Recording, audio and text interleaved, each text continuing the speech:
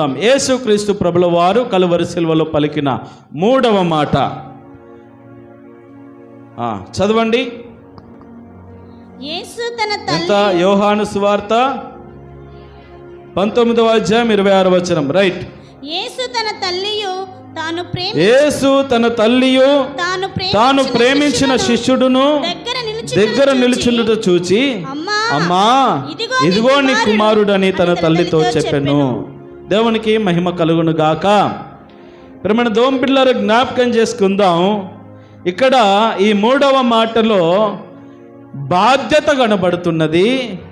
తల్లిదండ్రులను ఎలా గౌరవించాలో, ఎలా మరి చూసుకోవాలో, తల్లిదండ్రుల పట్ల ఎలా బాధ్యతగా వ్యవహరించాలో కనబడుతూ ఉన్నది.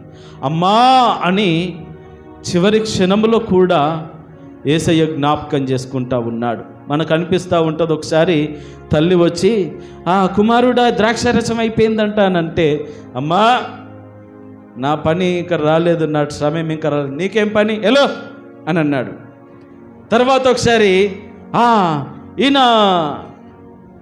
మరియమ్మ కుమారుడు కదా, యోసేపు కుమారుడు కదా అని చెప్తా ఉంటే, ఆమె కాదు అసలు నా తల్లి, ఎవరైతే దేవుని చిత్త ప్రకారం జీవిస్తారో వాళ్ళందరూ నాకు తల్లి తండ్రి అని చెప్పాడు.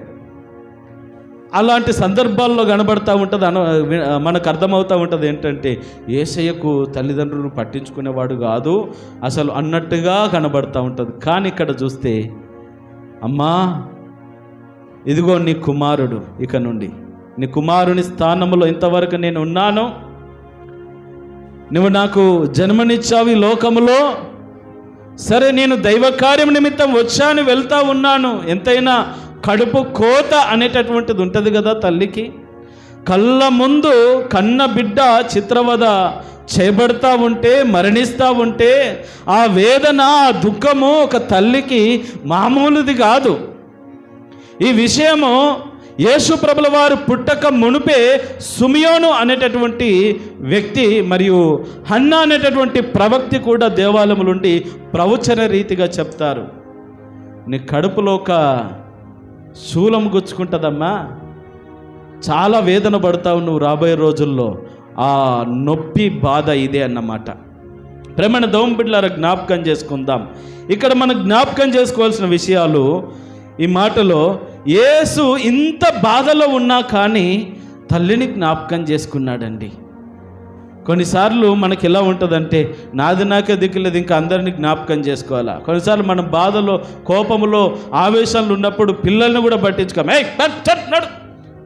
నాకే ఇక్కడ చాలా ఏం చేయాలో అర్థం కావట్లేదు అనేసి, నా గురించి నాకే దిక్కులేదు, ఇంకా మిమ్మల్ని ఏడా చూసుకోవాలని కొన్నిసార్లు మనము ఈ ఆబ్జెక్షన్స్ చేస్తూ ఉంటాం.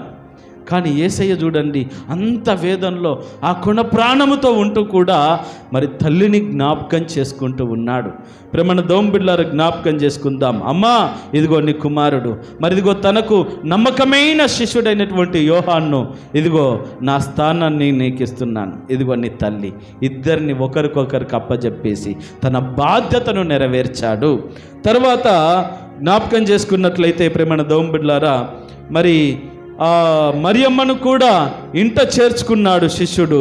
తర్వాత మరి యేసు ప్రభుల వారు ముఖ్యంగా ఇందులో మనం నేర్చుకోవాల్సిన ఆత్మీయ సత్యం ఏంటంటే, బంధాలకు, కుటుంబ బంధాలకు యేసయ్య ఇచ్చిన విలువ మనం చూస్తూ ఉన్నాం.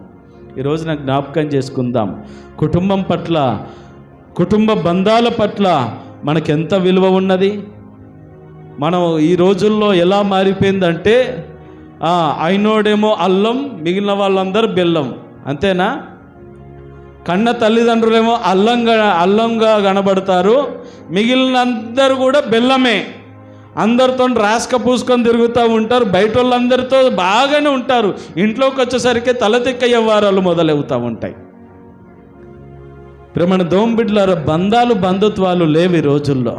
అయితే జ్ఞాపకం చేసుకోవాలి, యేసయ్యను చూసి మనం నేర్చుకోవాలా. ఒక తల్లిగా, ఒక కుమారునిగా, ఒక భర్తగా, ఒక భార్యగా, ఒక కుటుంబ సభ్యుడవుగా, సభ్యురాలవుగా నీ బాధ్యతను నువ్వు సక్రమంగా నిర్వర్తిస్తున్నావా? ఆ బాధ్యత మరి ఎవరు చూసుకోవాలి? ఈ రోజున ఇప్పుడు నా బాధ్యత మీకు వాక్యం బోధించడం. ఈ రోజున నాకు వీలు కాలేదు రావడం.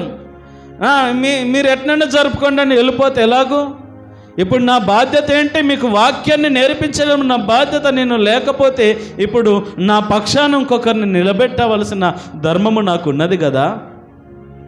ఇక్కడ ఒక పని ఆగిపోకుండా, ఒక బాధ్యత నీకు సంఘములు ఇవ్వబడినప్పుడు, కుటుంబంలో ఇవ్వబడినప్పుడు ఆ పని ఆగకుండా, ఒకవేళ నీవు లేకపోతే ఆ పని జరగడానికి బాధ్యత వహించే స్థితిలో నీవు ఉన్నావా?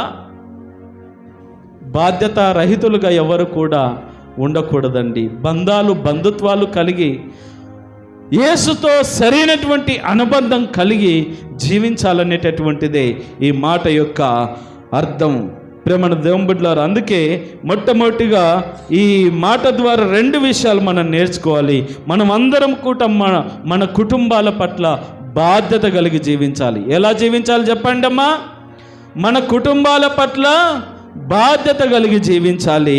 తర్వాత మనం అందరం కూడా క్రీస్తులో సంఘ సభ్యులముగా, ఒక కుటుంబ సభ్యులంగా ఉన్నాం కనుక ఈ సంఘములో కూడా, సంఘమనే కుటుంబంలో కూడా బాధ్యతాయుతంగా ప్రవర్తించాలి. అలాంటి బాధ్యతాయుతమైనటువంటి జీవితాలను దేవుడు మీకెల్లరకు ప్రసాదించి నడిపించును గాక. చెప్పండి 3వ మాట నాతో పాటు అందరూ కలిసి.